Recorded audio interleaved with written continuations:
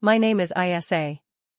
I am 32 years old, and 2 months ago, on the night of my parents' 35th wedding anniversary, in front of 50 relatives and friends, my mother pressed a crumpled $2 lottery ticket into my palm while my sister Beatrice was still clutching the check for $25,000 they had just handed her for a first-class cruise. My mother's voice was bright and carrying, the kind of voice designed to be heard across a crowded room. "This is all that is appropriate for your situation, Isa." They laughed. Every single one of them. They didn't know that little slip of paper was about to change everything. $150 million changes everything, but not in the way you might think. Before I tell you how I dismantled their world, let me take you back to that night. The night the Crawford family's carefully constructed stage finally gave way beneath them. I retreated to the kitchen. The heavy oak door muffled the sound of Beatrice's high-pitched giggling and Julian's booming performative laugh. That fake rich laugh I had been hearing for years. The kind of laugh that had never once been aimed at something genuinely funny. The kitchen smelled of burnt rosemary and the faint antiseptic scent of the wipes I always carry in my bag. Nurses have it. Grandma Grace was sitting at the small breakfast nook, alone, away from the 50 guests celebrating in the next room. She looked small, shrunken, her eyes fixed on a spot on the wall, her hands resting limp in her lap, as though someone had simply set her there and walked away. "Hey, Grandma," I whispered, kneeling beside her. She didn't blink. My chest tightened with a familiar ache, the kind that had lived behind my ribs for most of my life. I knew this feeling well. It was the feeling of being the one who noticed. While Beatrice was busy being the golden child, posting influencer photos of her brunch while our parents quietly siphoned Grandma's savings to fund her followers and her wardrobe, I was the one working double shifts in the pediatric unit. I was the one who had, 3 years ago, handed over $18,000 of my own savings to clear the back taxes on this very house when my parents told me they were short on cash. I found out later they weren't short on cash at all. They had simply decided Beatrice's old car was embarrassing and bought her a new one instead. They used my sacrifice to fund her vanity and never said a word to me about it, because they assumed I would never find out. They thought I was too independent to notice. That was their code word for the child they could ignore without guilt. But here is what they never understood about nurses. We are trained to read the body's quiet emergencies. The ones no one else sees coming. I looked at Grandma Grace and felt my clinical mind click into place over the ache in my chest. Her skin felt like cold parchment. Her pulse was thready and uneven under my thumb. Her pupils were pinpoints. Her breathing was shallow. This wasn't age. This wasn't fatigue. I had seen this before. "Just a second, Grandma. I've got you," I said softly. I reached into my bag and pulled out a clean specimen cup from my shift along with a few diagnostic swabs. I worked quickly and quietly while 50 people clinked their champagne glasses 20 feet away. My gut told me what I was dealing with. I needed the confirmation. I walked back into the living room wearing the same invisible daughter mask I had worn for 3 decades. My parents were fumbling with their iPads trying to set up a photo-sharing app for the cruise. Tech illiterate and irritable about it. "I can help with that," I said. Julian, Beatrice's husband, the man my parents worshipped as a financial genius, handed me his phone with a condescending pat on the shoulder. "Thanks, Isa. At least the nursing degree taught you how to follow simple instructions. Right?" He turned back to his drink. My mother laughed. I had 120 seconds. I didn't just set up the app. I navigated to the settings, enabled location sharing to a number he didn't recognize, and mirrored his message backups to a private cloud account. I worked fast. I had practiced for exactly this kind of window. It is what trauma nursing does to you. You learn to do critical work in the margins of chaos. I was about to hand the phone back when a message notification flashed across the screen from a contact named Vinny. "The deed is recorded. The shark gets the house if the first installment isn't in my hand by the 15th. Make sure the old lady stays quiet." My blood went cold. I finished the setup. I handed Julian his phone with a polite smile. I said goodnight to the room. I walked to my car. I sat in the dark for a long time. The $2 ticket in my lap.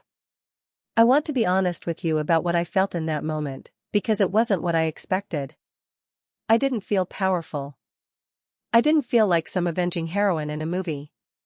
I felt sick. Genuinely sick. The kind of nausea that comes when you realize something you had been half hoping wasn't true is exactly as bad as you feared. They had been drugging her. They had used Grandma's post-surgery pain medication to keep her sedated and compliant while Julian guided her hand to sign the house over as collateral for his debts. The woman who had braided my hair and taught me to bake bread was sitting alone in a kitchen, barely conscious, while her family toasted champagne 20 feet away. For a moment, I almost cried, and I hated myself for it, because I knew if I started I might not be able to do what needed to be done. I looked at the lottery ticket in my lap. Then I opened the app. I scanned the numbers. 1, 2, 3. All 6 matched. I didn't scream. I didn't breathe. A strange stillness fell over me. The same stillness that comes in the middle of a resuscitation when everything slows down and your hands just know what to do. $150 million. I sat in the dark until my phone screen timed out. Then I put the car in reverse and drove to Grandma's house, the one that was no longer legally hers, and I slept on her couch so she wouldn't be alone. The next morning, I went to see Thomas Smith. Thomas was my grandfather's oldest friend. He was the kind of man who still wore a pocket square, still remembered the names of your children from 3 years ago, and had spent 40 years practicing law with a moral code so firm you could build a house on it. He had watched me grow up. He had watched what my family did to me.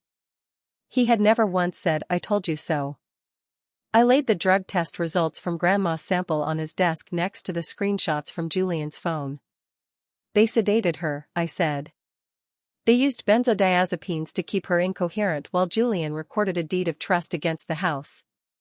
He is using it as collateral with a loan shark named Vinny. Thomas was quiet for a long moment. He read the messages slowly, the way he read everything, without rushing, without performing. Then he set them down. "This is elder abuse and grand larceny. ISA, if we go to the police today, Julian may panic and move assets offshore. He has ties we would have trouble tracing quickly." "I know," I said. "I don't want him to panic.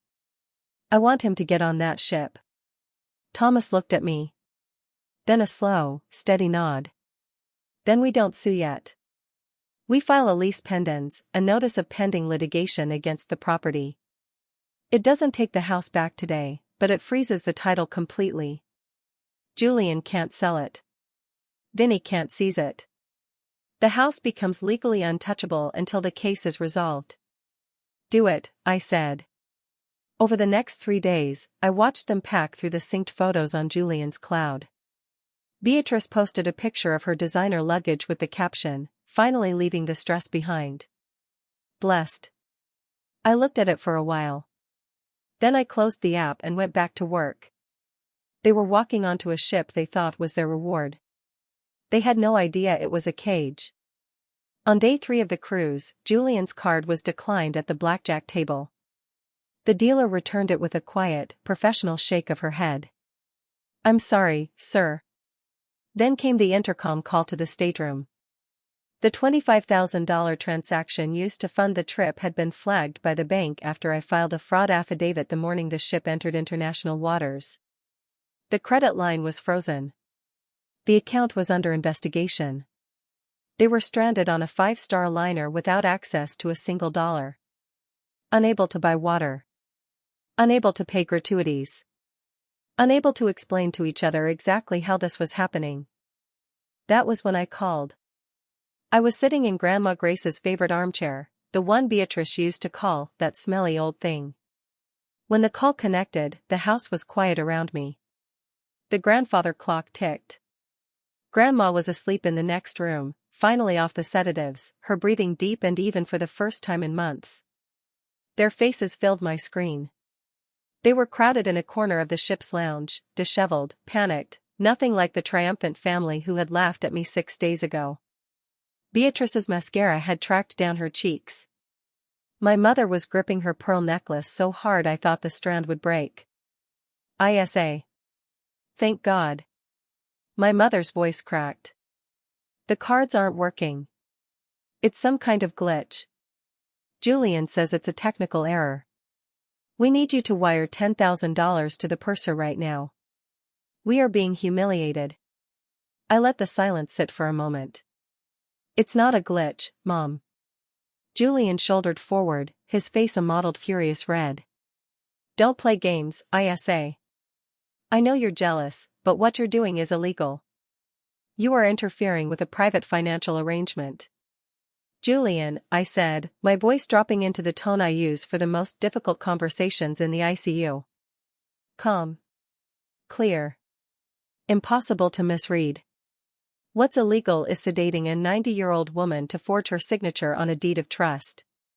I shared my screen. The first image was the lab report. Toxic benzodiazepine levels in Grandma's blood drawn the night of the party. The second was Julian's location history, placing him at a motel in the city on 17 separate occasions over 4 months, during the same dates Beatrice believed he was at business conferences. The third was the lease pendants filing. Beatrice made a sound I have never heard from a human being before or since. Julian's eyes went to the floor. The house is locked, I said. The bank has opened a criminal fraud investigation into the $25,000. Thomas Smith is at the district attorney's office right now. I paused. I won $150 million on that ticket you gave me, Mom. I watched the color leave her face the way it leaves a patient's face when the news is the worst kind. She seemed to shrink inside herself, all the performance dissolving at once, until what was left was just a frightened old woman who had made catastrophic choices. I am not spending a single dollar of it to save you, I said quietly. I am using it to make sure you never set foot in this house again. I didn't wait for the response. I ended the call and set the phone face down on the armchair's arm. For the first time in 32 years, the room was completely, peacefully silent. The ship docked 3 days later. There were no private cars waiting for them. There were 2 officers from the Port Authority and a process server Thomas had arranged. I watched the footage from my new apartment. I had changed the locks and installed cameras before they boarded the ship. As Beatrice pounded on the front door of a house she no longer had any claim to, calling my name in a voice that had lost all of its old cruelty and become something rarer and smaller, Julian stood at the curb with his head in his hands. I turned off the feed and made tea. A week later, my mother called from a number I didn't recognize. Her voice was thick and wet. ISA, please. Julian misled us. We didn't know how bad it was. We are your parents. We are sleeping in a motel. It's cold and Beatrice is struggling so badly. Please just talk to us. I want to be honest with you again here for a second. The old instinct flickered. The one that had spent 32 years trying to fix things, trying to earn my place, trying to believe that if I just gave enough, eventually they would see me. I almost believed her, and I hated myself for almost believing her, because that instinct was the same one they had exploited my entire life. I agreed to meet them for coffee to hear them out. When I arrived at the diner, they were not alone. They had a lawyer with them, a sharp-eyed man who smelled of desperation and contingency fees. They slid a document across the table before I had even sat down properly. A family trust, my father said, trying to project authority into a voice that had lost its footing. For tax protection. You need to manage this money properly, ISA. Sign this. We will drop any claims to the lottery and we can find a way to be a family again. I picked up the document and read it. It was not a trust. It was a total power of attorney. Every asset, every account, signed over to them. They hadn't driven to that diner to apologize. They had come to make one last play. They still thought I was the spare. I set the document down. I took a folder from my bag and placed it in front of Julian. I have a counter-offer. It was a structured settlement agreement prepared by Thomas. I explained that I was placing $10 million into a managed fund for their living expenses, to be administered by Julian as the managing partner. Julian's eyes lit up. He could not help himself. He reached for the pen before I had even finished speaking. The moment the ink dried, I stood up. Julian, that trust is now legally attached to your personal social security number. And because you just commingled those funds with the assets you stole from Grandma Grace, the IRS has full jurisdiction over every account connected to your name. I leaned in close enough that the lawyer at the end of the table couldn't hear. I didn't buy your debt, Julian. I reported it. Thomas and I have been working with the IRS whistleblower office for 3 weeks. They were waiting for you to sign a document voluntarily claiming ownership of those assets. I straightened up. I hope you look good in orange. I walked out of the diner without looking back. 10 minutes later, Julian was in handcuffs on the sidewalk. Beatrice stood beside her seized designer handbag, watching the life she had built on her mother's cruelty and her husband's fraud collapse into the pavement around her feet.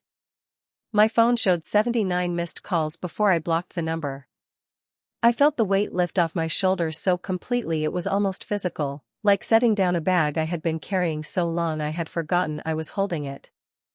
The aftermath was thorough. Julian was sentenced to 9 years in federal prison for money laundering, tax evasion, and elderly exploitation. He was ordered to pay $342,000 in restitution. Every asset he had ever used to perform wealth, the watches, the leased car, the offshore accounts, was seized. Beatrice's fall was faster and more public. The influencer who had lived for approval became a pariah overnight. When the story broke that she had stood by and benefited while her husband kept her own grandmother sedated, 300,000 followers vanished in 48 hours. Brand deals were cancelled before the ship had even docked. She found work at a dry cleaner. Last I heard, she was doing fine in a quieter way. I genuinely hope that is true. I hold no anger for her anymore. Just distance. 3 months later, a letter arrived at my new address. My mother's handwriting on cheap notebook paper. ISA, I am still your mother. We are old and your father's back is failing. You have millions of dollars. How can you sleep at night knowing we are struggling? Please, for the sake of family, forgive us. I read it twice. I waited for the guilt. The old familiar tug. It didn't come. I walked to the kitchen, fed it through the shredder, and watched it become confetti. The silence in my house was not lonely. It was the most peaceful silence I had ever known. My family looks different now. Thomas comes by every Sunday with a fresh loaf of sourdough bread and stories about my grandfather that make me feel like I am still connected to something solid and good. My colleagues from the unit come for dinner on Thursdays. They know my name. They respect my hands and my judgment. They make me laugh until my sides ache. And I have Grandma Grace. This afternoon, we sat in her garden, the one I used to weed as a teenager while Beatrice took selfies on the porch. Grandma's mind is sharp again. Her laugh is loud. She held my hand and told me she always knew. I always knew you were the strong one, ISA, she said. I just couldn't say it loud enough. I am sitting on the porch now, watching the sun move down through the trees, and I want to speak to you directly. Blood does not make you family. Loyalty does. Love does. Showing up does. You are allowed to walk away from people who hurt you, even if you share their last name. There is no moral obligation to remain a target for people simply because they are written into your DNA. They mocked my life as a nurse. They thought it was small. They thought I was small. They forgot what nurses actually are. People who have learned to sit in crisis without flinching. To watch and wait and act with precision while everyone around them panics. To find the quiet emergency that no one else noticed and handle it with steady hands. My superpower was never the money. The money was just a tool. My superpower was patience, and the knowledge that some debts, the ones written in cruelty and silence and years of being invisible, collect interest. I am Isa Crawford. I am 33 years old. And I am finally, completely, irreversibly free. If this story moved you, I would love to hear your thoughts. And if you have ever been the spare in your own family, the one who shows up, gives everything, and gets handed a $2 ticket, I want you to know, you are not what they told you you were.